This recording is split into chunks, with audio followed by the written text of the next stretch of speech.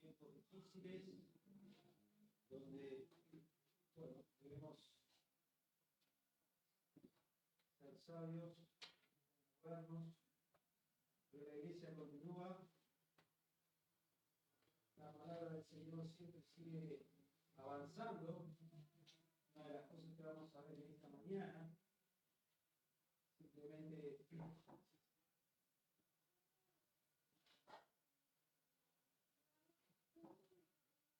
simplemente voy a extenderles una invitación que me hicieron para unas clases en Zoom de cómo evangelizar en tiempos de pandemia. Va a ser interesante, sin duda. La palabra debe continuar, debe seguir. No. Quiero invitarles a que abran sus Biblias en el libro de Hechos. Vamos a continuar allí, capítulo 14. Sin duda que interesante lo que están pasando los hermanos allí en su primer viaje misionero, el cual, como vamos a ver, ya se comenzaba a tornar difícil. Sin duda que la oposición al Evangelio estaba comenzando a sentirse, como veíamos el domingo pasado. Los hermanos habían sido expulsados de Antioquía.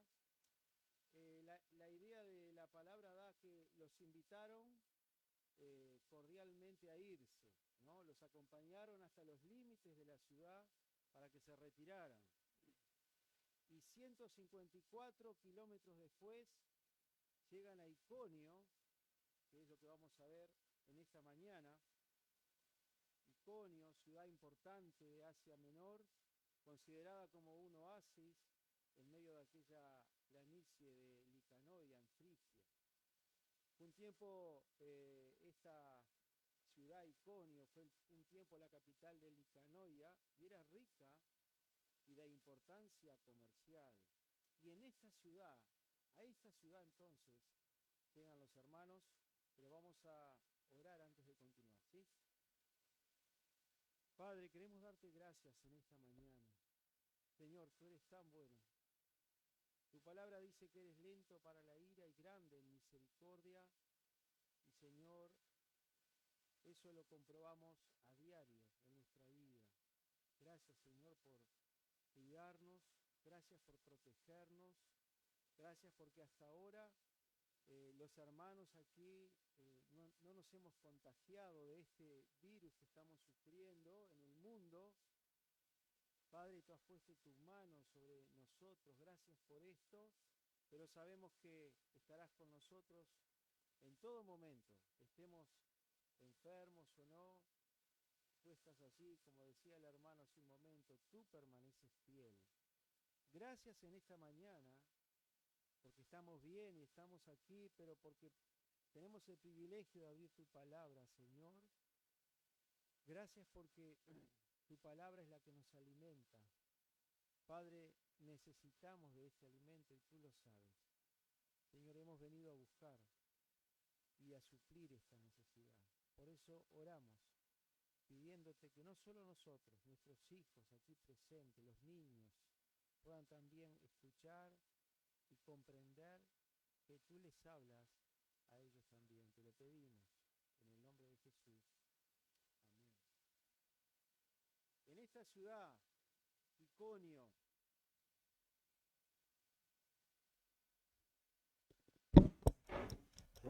hola, ahora sí, bien, hola, ahí está.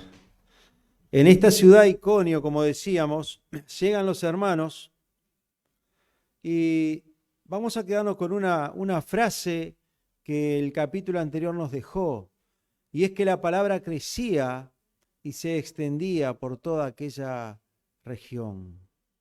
Y esta expresión del capítulo anterior es un denominador común, el cual vamos a tener que acostumbrarnos a leer en todo el libro de Hechos. La palabra crece, es verdad, la oposición también, pero cuanto más crece la oposición, más crece el mensaje del Evangelio. Nadie en todo este vasto mundo ha podido cambiar esa realidad que tantos millones y de todas las épocas han intentado hacerlo. Quizá las personas no crean en lo que ha pasado en la antigüedad, pero no tenemos que irnos mucho más atrás para ver gobiernos, imperios enteros tratando de destruir el Evangelio. Gobiernos, imperios, dictadores, nadie ha podido frenar el avance del Evangelio.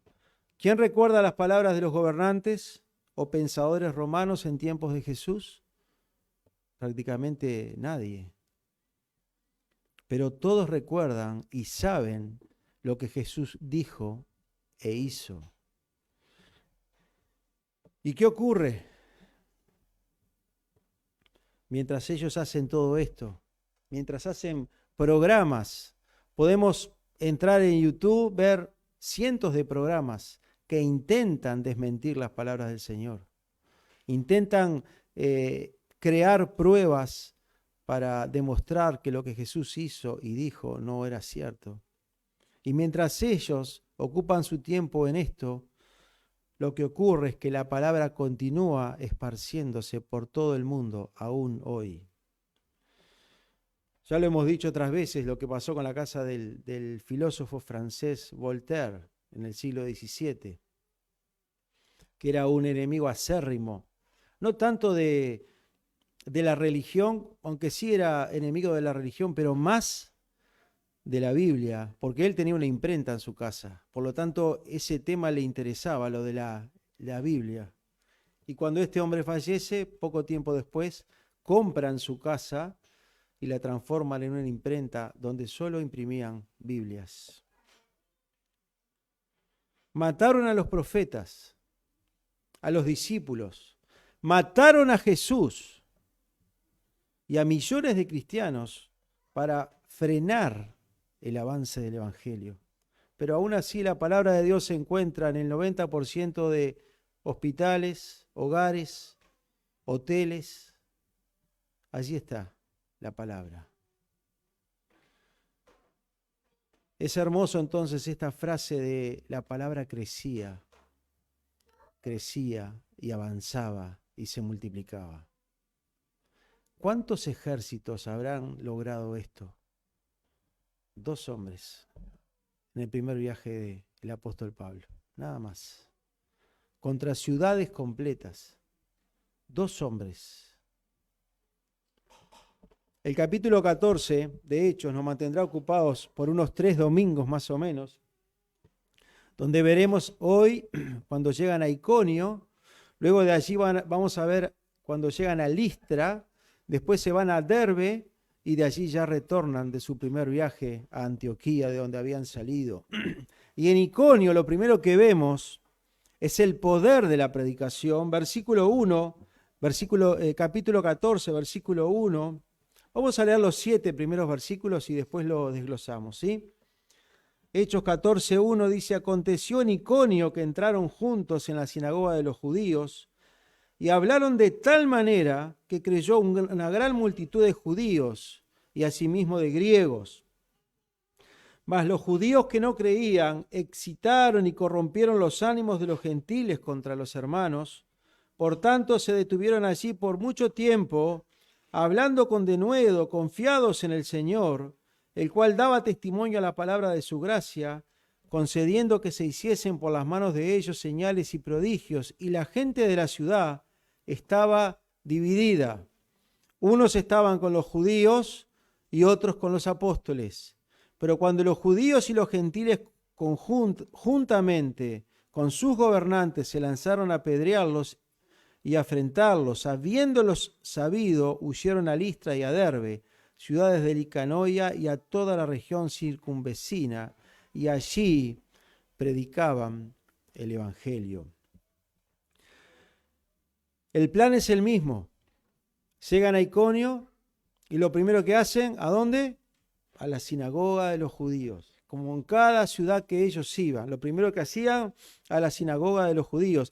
La expresión que nos cuenta Hechos 14:1, entraron juntos, significa entraban con una misma un mismo deseo, con una misma visión, con una misma misión, juntos, significa que eran un solo hombre entrando con una misma idea, con un mismo desafío y con un mismo deseo en su corazón. Y dice que cuando entraron juntos, hablaron de tal manera. Es un detalle importante a considerar, porque esta expresión no nos habla de dos eruditos con gran sabiduría que entraron a aquel lugar, sino que hace referencia a dos instrumentos en las manos del Señor llenos del Espíritu Santo, como bien lo leíamos al final del capítulo 13, los discípulos estaban llenos de gozo y del Espíritu Santo.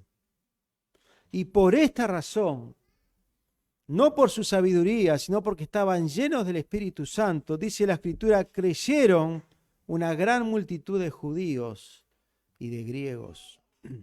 Y seguramente, por esta expresión, una gran multitud, seguramente acá en Iconio creyeron más judíos que en Antioquía.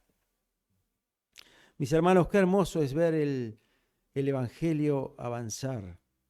Las personas creen, pasan de muerte a vida, los discípulos llevaban palabras de salvación, y una vez más el Espíritu Santo tiene un papel fundamental aquí. Lo hablábamos hace un tiempo, de nada vale el entrenamiento, la preparación, si no hay una relación íntima, personal con nuestro Dios. Si aquel discípulo del Señor no está lleno del Espíritu Santo, de nada vale la sabiduría, el conocimiento. No son sabios y eruditos que hablan con elocuencia, son simples hombres que el Espíritu Santo envió para llevar buenas nuevas del Señor. Dios utiliza a hombres simples, del vulgo, a hombres que se humillan para que Él se enaltezca. Y cuanto más se humillan, el Señor los enaltece. Esa es la obra y el trabajo de un verdadero siervo de Cristo. En la carta a los Corintios, Pablo lo decía. Él dice en 1 Corintios 1, 21 y 24, pues ya que en la sabiduría de Dios el mundo no conoció a Dios mediante la sabiduría, agradó a Dios salvar a los creyentes por la locura de la predicación, porque los judíos piden señales y los griegos buscan sabiduría, pero nosotros, decía Pablo, predicamos a Cristo crucificado. O sea, no venimos a hablar de volúmenes y volúmenes de filosofía, sino que predicamos a Cristo y a este crucificado. Para los judíos ciertamente tropezadero y para los gentiles locura, mas para los llamados, así judíos como griegos, Cristo poder de Dios y sabiduría de Dios. Para los que no creen es locura, para los que creen es poder de Dios.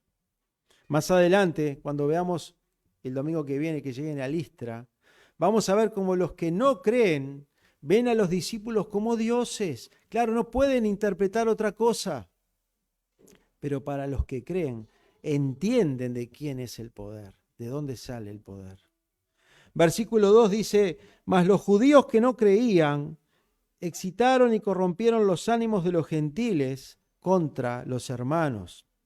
Y otra vez, al igual que en Antioquía, se levantó una gran multitud de judíos que no creían. La mejor traducción para esta frase, no creían, no es ignorancia, no es no me interesa, es desobediencia. Esa es la frase con la que está escrito en el griego original, desobediencia. Hay muchos que no creen porque les es indiferente o tienen cosas más importantes o piensan que el evangelio simplemente son palabrerías.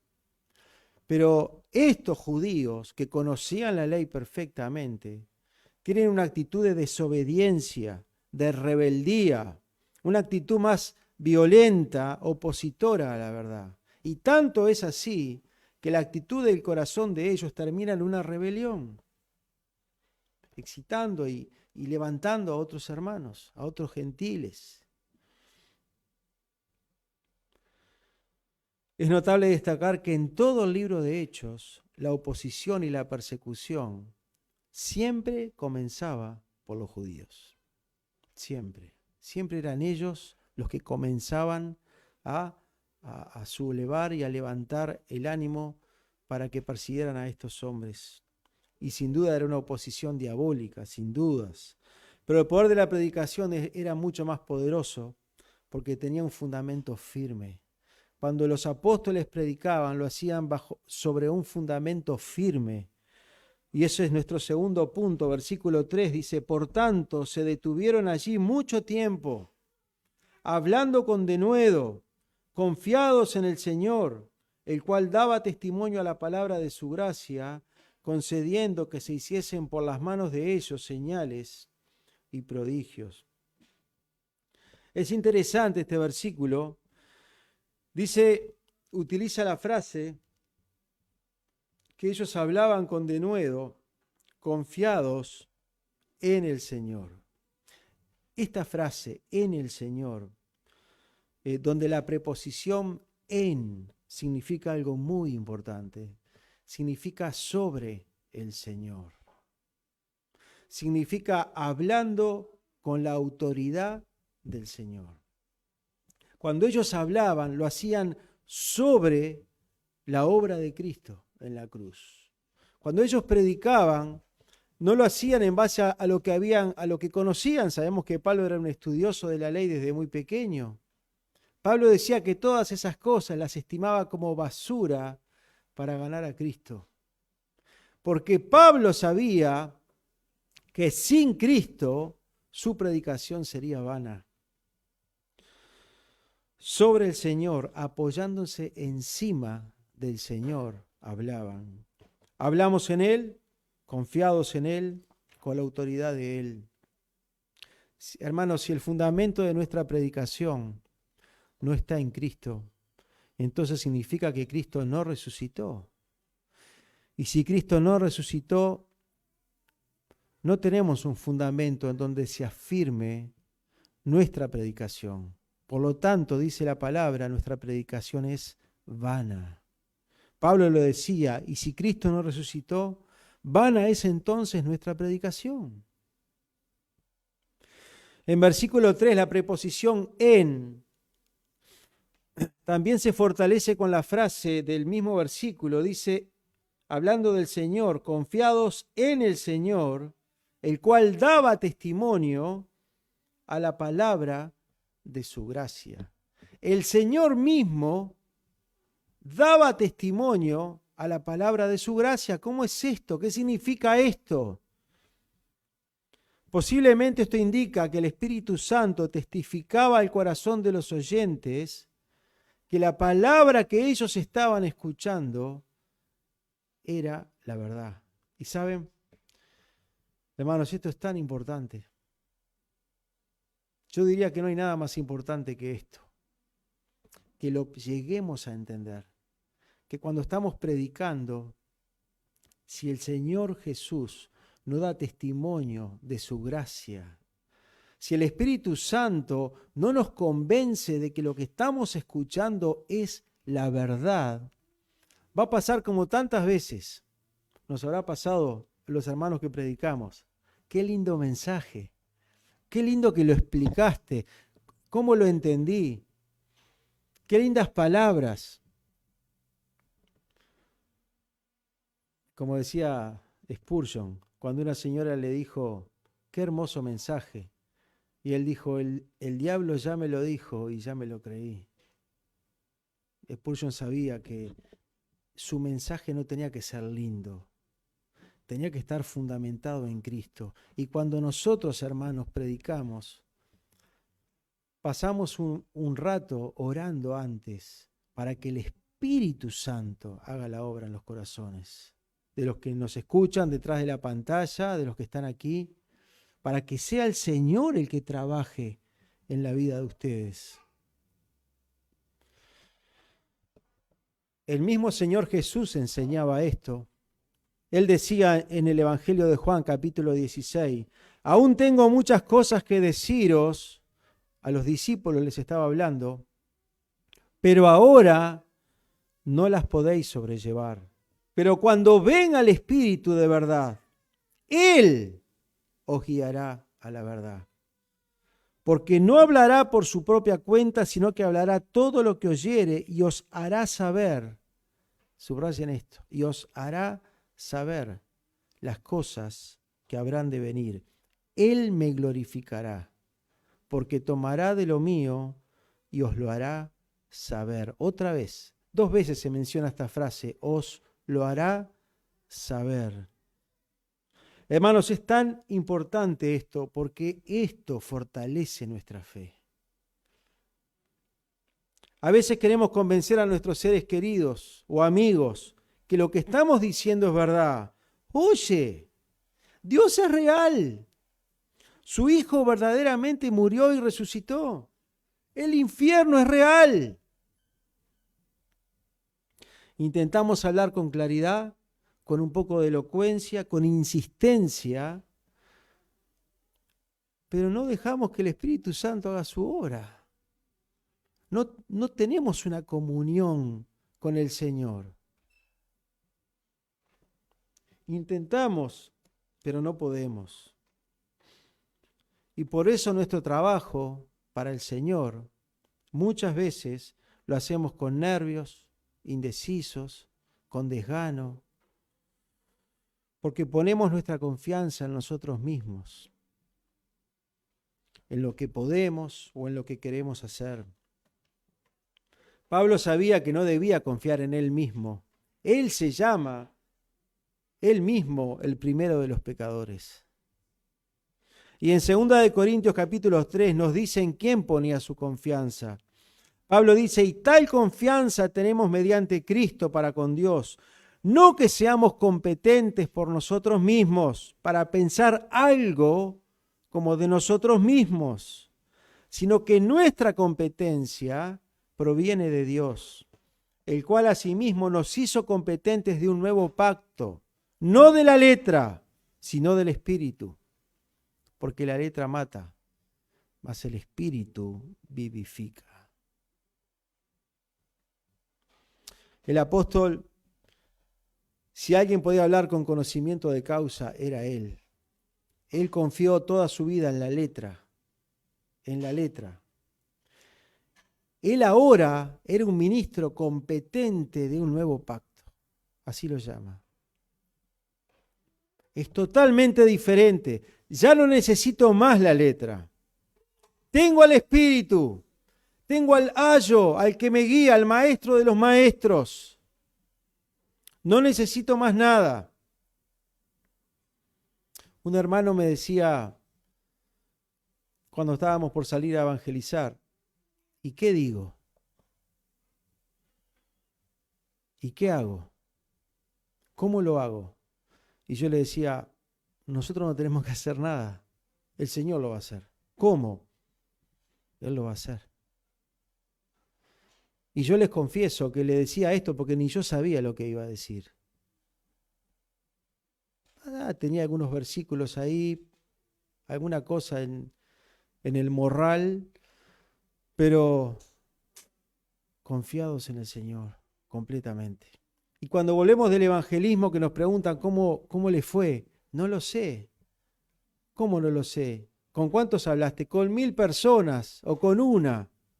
Es lo mismo, porque es el Señor el que se encarga. Yo puedo hablar con 1000 personas y el Espíritu Santo no operó allí. Por lo tanto, nuestra obra no es nuestra, es del Señor, siempre. Predicamos sobre Cristo y dejamos que el Espíritu Santo ponga palabra en nuestra boca. Hermanos, si queremos que las personas vayan a los pies de Cristo, subámonos a Cristo. Él es el fundamento firme. Dejemos que el fundamento de nuestra predicación sea Jesucristo. Horas de estudio no van a suplir lo que el poder de Dios lo hace. Lamentablemente, como leíamos en 1 Corintios hace un momento, algunos piden señales. En este tiempo de Hechos, algunos pedían señales para creer y el Señor se los concedía. le permitía a los discípulos hacer señales y prodigios para aquellos que estaban dubitativos, para aquellos que eran influenciados fuertemente con estos judíos que estaban, como dice la palabra, excitando. Era algo muy fuerte, no era fácil estar allí, escuchando algo diferente y teniendo al judío allí. No les creas, no les escuches, escucha lo que has escuchado toda tu vida. ¿Para qué vas a cambiar? Bueno, por eso el Señor permitía que algunos hiciesen por las manos de ellos, dice, señales y prodigios. Entonces tenemos allí el poder de la predicación, el fundamento de la predicación y por ende el resultado de la misma. Versículo 4. Y la gente de la ciudad estaba dividida. Unos estaban con los judíos y otros con los apóstoles. Pero cuando los judíos y los gentiles juntamente con sus gobernantes se lanzaron a afrentarlos y a apedrearlos, habiéndolo sabido, hicieron a Listra y Derbe, ciudades de Licaonia y a toda la región circunvecina. Como veíamos en 2 de Corintios, para algunos son locura, pero para otros poder de Dios. Siempre la predicación va a tener este resultado. Siempre va a haber divisiones para los que creen y los que no creen. Hermanos, si los incrédulos marcan esta diferencia de una forma tan clara y contundente que nuestra predicación es locura, ¿por qué no lo hacemos nosotros también? Me refiero a que todo hijo debería mostrar con su vida y con su testimonio que lo que hacen los incrédulos es locura. Deberíamos decirle, ¿en serio vas a dejar a un lado aquel que te dio la vida, que sopló aliento de vida en tu nariz? Aquel que luego te buscó para solucionar tu problema de pecado, dando su vida en la cruz y resucitando al tercer día, y que ha prometido volver por ti otra vez a buscarte para llevarte a su reino de gloria por toda la eternidad. ¿Vas a darle la espalda al que hoy te ofrece paz? Y en vez de eso vas a continuar caminando por el camino de las decisiones de tu frágil corazón. ¿En serio vas a hacer eso? Dice la palabra que hay que hay caminos que al hombre le parecen derechos, pero su final es camino de muerte. De muerte. Dios lo dice. Cuando le preguntamos a ellos, ¿cómo buscas a Dios? ¿Cómo vas a Él? Bueno, por este lado, por este otro. Las personas se inventan caminos. Eso es religión. Cuando alguien le pregunta a ustedes, ¿qué es religión? Es el camino que el hombre se inventa para llegar a Dios. No es relación. Le vamos a decir a los incrédulos, ¿vas a rechazar el amor de Cristo por el amor del mundo? ¿En serio? Es locura, no me lo creo. Debemos tener en cuenta que siempre que prediquemos la palabra, vamos a encontrar rechazo, hermano. No nos olvidemos que no nos rechazan a nosotros, sino al Señor, y a Él tendrán que dar cuenta un día. A veces cuando les hablamos a nuestros hijos o familiares que no creen, ¿cómo nos gustaría que el rechazo fuera a nosotros? Rechazame 1000 veces, no me importa, no rechaces al Señor.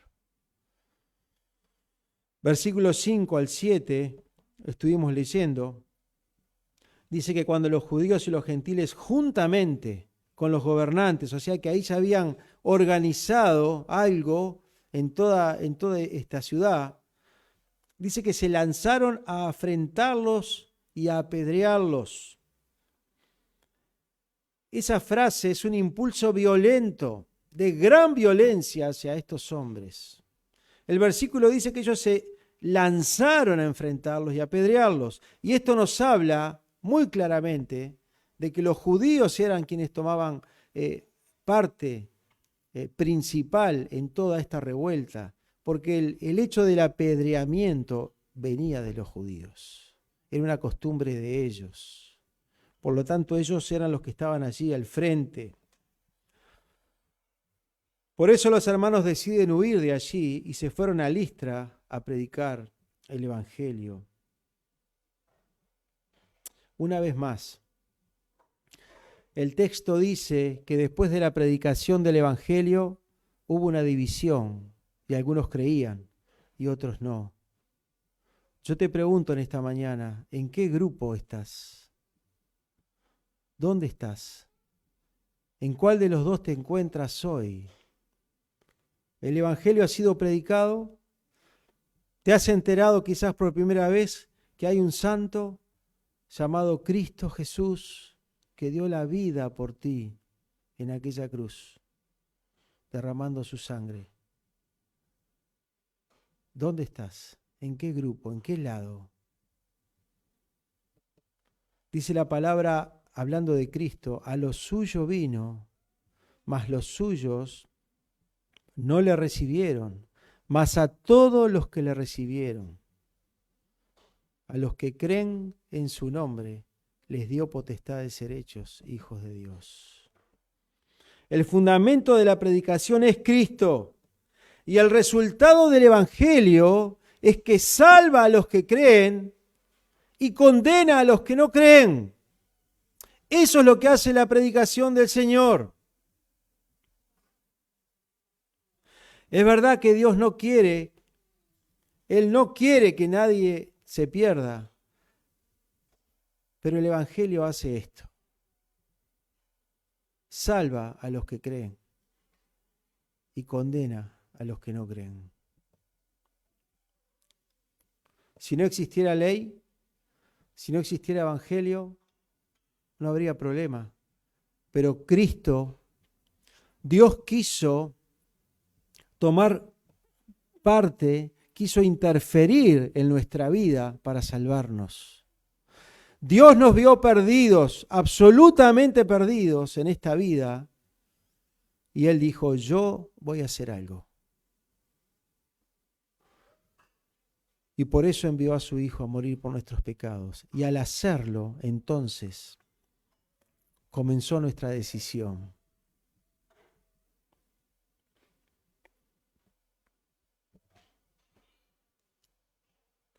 Escuchábamos el domingo pasado de aquellos que eran elegidos.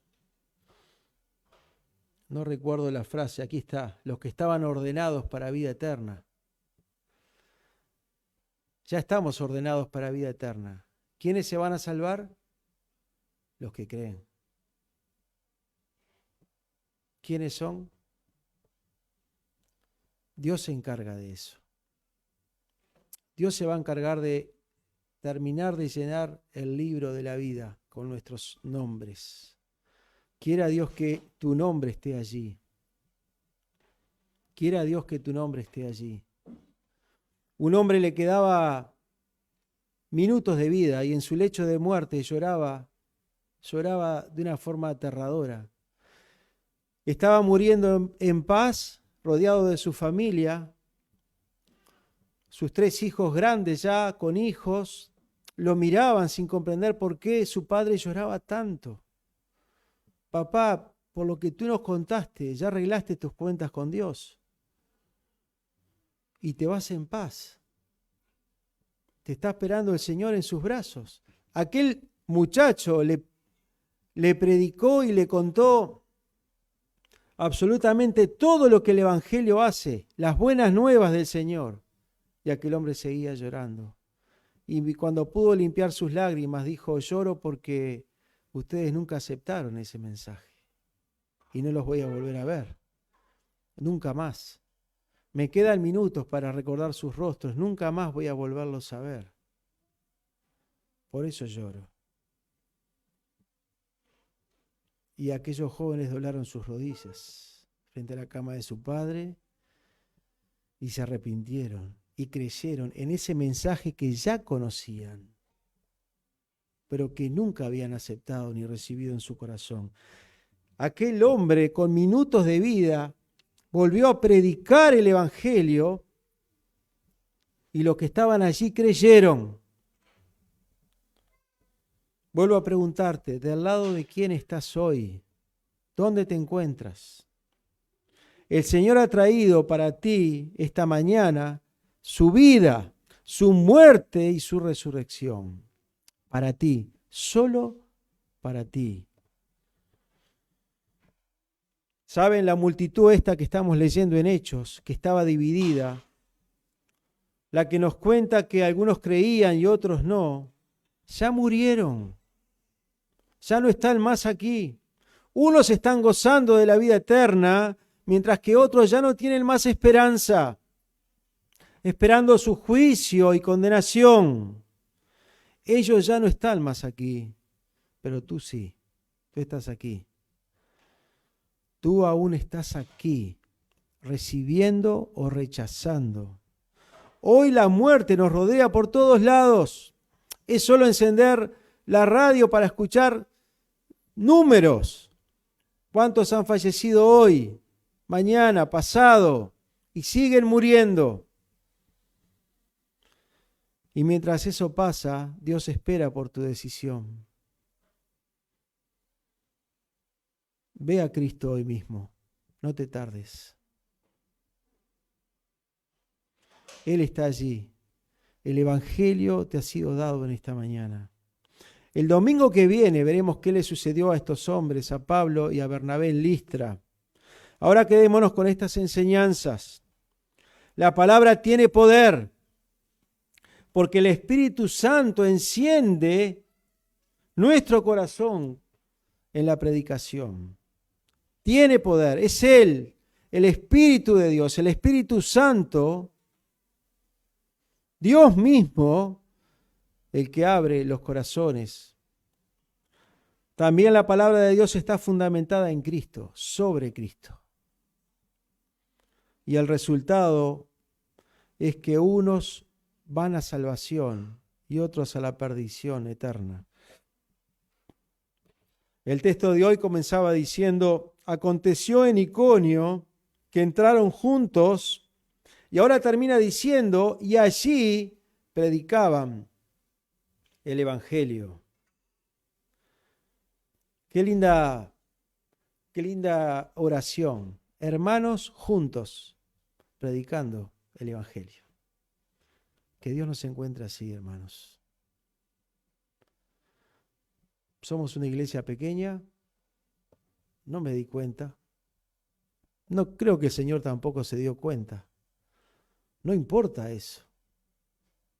Aquí está el Espíritu Santo, igual que en una iglesia que hay 1000 personas.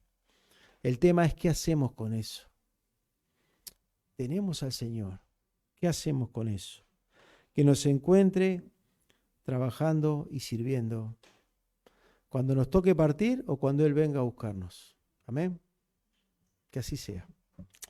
Vamos a orar, ¿sí?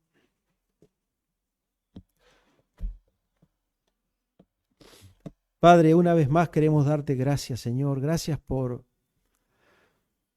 porque disfrutamos la salvación en Cristo. Gracias, Dios, porque arreglamos nuestras cuentas contigo. Al principio no queríamos, pero tu palabra,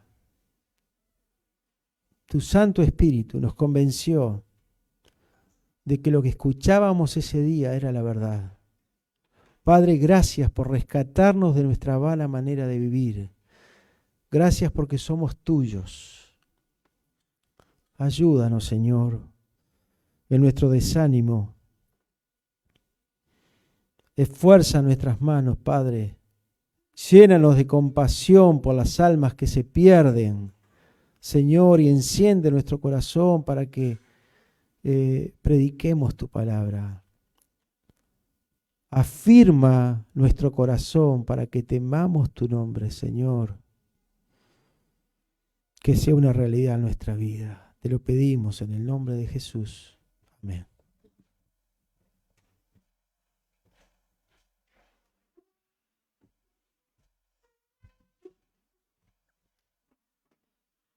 Les animo a que se tomen un tiempo allí para estar respondiendo al mensaje. Lo que hemos escuchado es desafiante, es la palabra de Dios actuando por medio de la iglesia primitiva, pero eso no debe ser distante a nosotros. La palabra de Dios sigue actuando hoy en día. Nosotros creemos lo mismo que esta gente predicaba y necesitamos responder de la misma manera. Una iglesia valiente como esta iglesia primitiva, tenemos al mismo Dios, al mismo Evangelio, al mismo Espíritu Santo. Entonces les animo a que estemos respondiendo al mensaje, tomándose un tiempo allí donde nosotros estemos viendo cómo Dios tocó nuestros corazones.